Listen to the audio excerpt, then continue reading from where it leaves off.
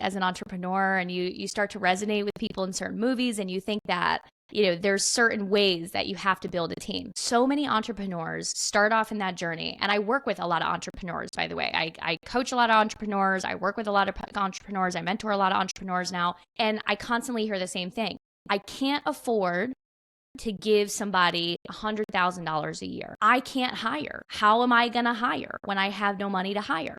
I'm going to go raise money and 50% of my budget's going to go towards hiring. Scratch all that. Because if you came to me and said, Maggie, I'm starting a business, I need a team of 30, and I know who those people are, I know what their role is going to be, I know how I can delegate tasks, then I'm going to tell you to go a couple ways. We actually started growing our company at the height of doing what I'm about to tell you we did. We actually had 40 people working with us at one point.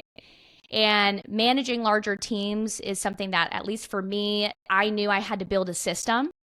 And everything comes down to those systems, right? So I had to build a system, but once I had the system, it was actually easier to manage larger teams than to manage smaller teams. And that was just my experience.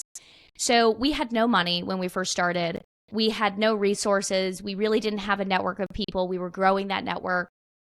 How are we going to hire people? We knew we needed people. So we actually ended up going out to different colleges and universities. Now it's much easier than it was then. Going out to colleges and universities, specifically graduate programs, and saying, hey, we want to work with students. We want to give internships. We want to give co-ops.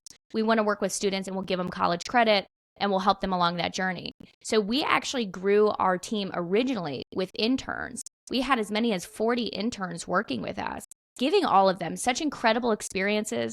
We would have competitions too throughout the year. Whoever was a top performing intern in their department would be able to have an all expense paid trip out to a big conference every year. And it allowed them to get even more exposure and meet more people and learn to network. So, we found ways to make it very systematic.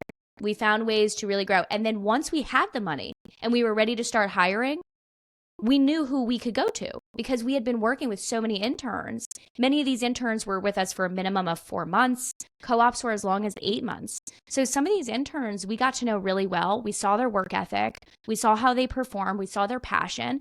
We would regularly talk to them. And once we felt we had the budget to hire, we would hire within. So for many of these students, we were either a first job or maybe a first kind of like big person job, in their career, and continued to grow our team from there. And that's how we built our founding team. And we're still building our founding team.